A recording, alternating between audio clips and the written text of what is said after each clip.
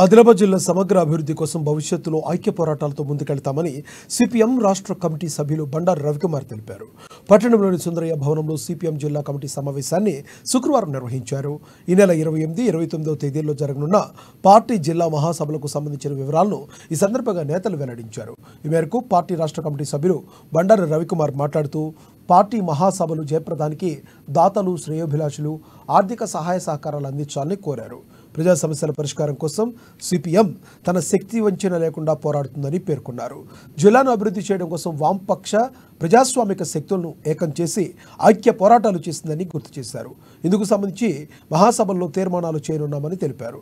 ఈ సమావేశంలో CPM party జిల్లా కార్యదర్శి దర్శనాల మల్లేష్, లంక రాఘవులు, పూసం సచిన్, అన్నముల్ల కిరణ్, బండి దత్తాత్రి తదితరులు పాల్గొన్నారు.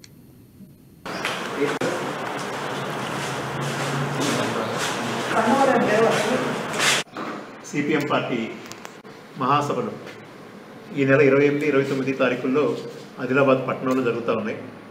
సిపిఎం పార్టీ విశిష్టత ఆదిలాబాద్ జిల్లా ప్రజలకి తెలియని కాదు.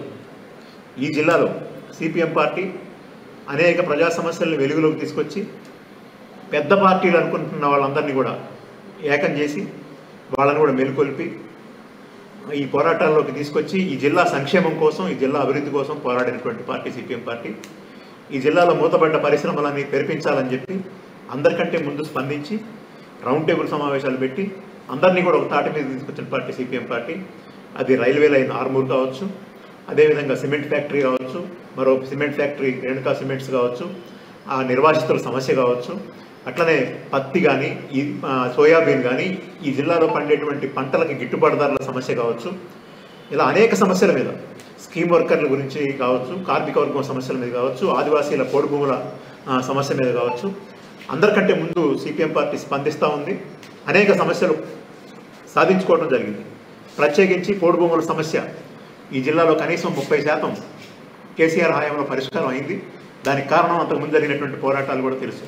కాబట్టి జిల్లా ప్రజలందరికీ మేము విజ్ఞప్తి చేసేది ఏంటంటే, మీ అందరి కోసం, మన జిల్లా కోసం, మన జిల్లా అభివృద్ధి కోసం, మన జిల్లా ప్రగతి కోసం, మన జిల్లా సంక్షేమం కోసం, జిల్లా మీద భక్తితో సిపిఎం పార్టీ చేస్తున్నటువంటి పోరాటాలు సిపిఎం పార్టీ